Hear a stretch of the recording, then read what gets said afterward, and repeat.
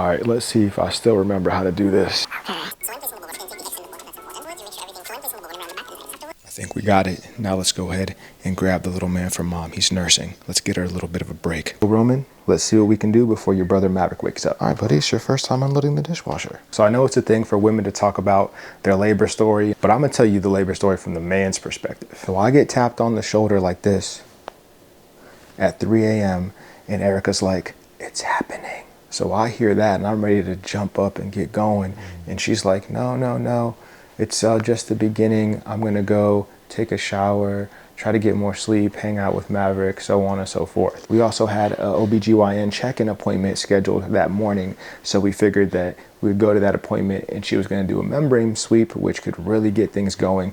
So we kind of were just going a little bit in slow motion in the morning. Erica was really calm, cool, and collected. She's like, I've been through this before. This is baby number 2. This is chill. So the contractions were pretty controlled throughout the morning. We get to the doctor's appointment and our OBGYN does a membrane sweep. Erica punctured my hand with her nail. She hurt my hand more on the membrane sweep than actual labor. So we get the membrane sweep and then Erica's like, let's go get some breakfast. Remember, she's having contractions. So we pull up to her favorite breakfast spot and things start happening pretty quickly. We can barely get our order in before she starts to notice that these contractions are getting closer and more intense. 11:30 or noonish that this is all going down. Because Erica is so nonchalant and just chilling, I'm like, cool, let's get this breakfast, eat this food and we'll see what happens. But I could start to see in Erica's demeanor that these contractions were getting painful. She was tracking it on her phone and before you knew it, she couldn't even get her food down. And Erica not eating that Cowboys Benny biscuit and gravy meal, that's how you know she's in pain. So at this point, Erica's like, yo, we gotta go. We gotta get to the hospital now. But she's also the type of woman that doesn't wanna cause a scene. So she's masking her pain and she's masking her urgency. I start to get the server, we get our check. Of course, I had to, finish her meal real quick because you can't waste food. We get to the hospital, they put us right away into one of our own rooms, and then things started heating up quickly. The contractions started to intensify.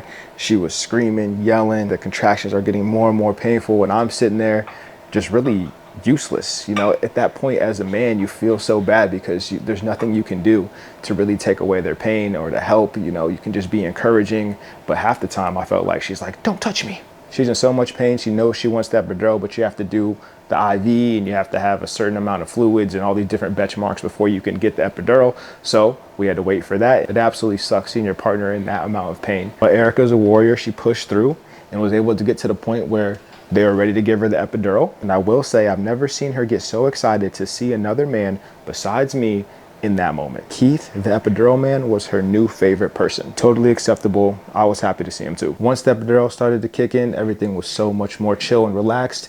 And then eventually it was time to push. So I got in position. I got my hand out ready, helped them prop the legs up and all that good stuff. Then I watched Erica go to work. She was over here pushing like a champ. I will say all men should be required to watch a birth because what happens next is the most fascinating thing that I've ever seen. And this is the second time I got to see it and it's still just as astonishing as the first time. The first thing I saw was just a little bit of hair from his head and I can feel the excitement and the joy like, oh, here we go. Here's our second child. Here he comes. But this little man, he wanted to stay in there. His head was in that same position for at least a good 10, 15 minutes. It really felt like it was like 30 minutes because in that moment, time is just doesn't even make sense. And then finally, Erica had an amazing push and he slid on out, head down, but then instantly he turned like a 360. I thought my man's neck was about to snap. I was scared.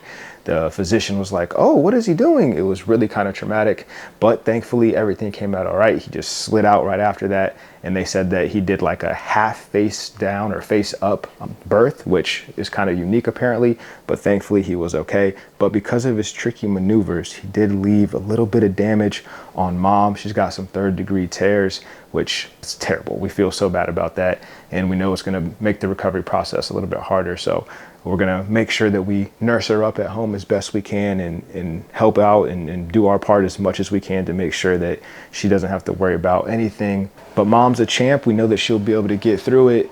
And of course, I'll be right there by her side to help her with whatever she needs and do as much as I can to make sure that the recovery goes smooth for her. So while she's recovering, I'm really gonna be stepping up my game as husband, as father, and as a nurse, as chef, as housekeeper.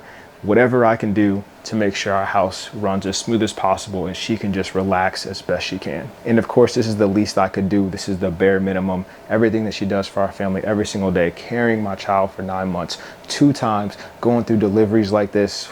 Wow, it's amazing what women go through. And I honestly believe that every man should watch a birth because it will significantly increase your respect for women. I already respected women. Of course, I respected my wife. I respected my mom. But then when you actually see that birth process, your respect just skyrockets like crazy. So every man should witness that, because if you don't respect women after that, you got a big time serious problem. So I think in total, Erica pushed for maybe about 45 minutes. We got to the hospital around, I think, 1:30, and then he was born about 4 hours later. We stayed in the hospital 2 nights. My mom was the one who watched Maverick, so that was extremely helpful. One of the reasons why we moved back to Ohio, to have the family support in life scenarios like this. Maverick did meet his little brother in the hospital. I did take a video of that. It was a really sweet moment, and we're really excited to see their bond grow over time. But that's a little bit of our birth story from my perspective. Maverick is starting to squirm around a little bit, and he's falling kind of low. So I'm gonna go ahead and cut this camera off, finish off these dishes, and get on with the day. Thanks for watching. Bye-bye.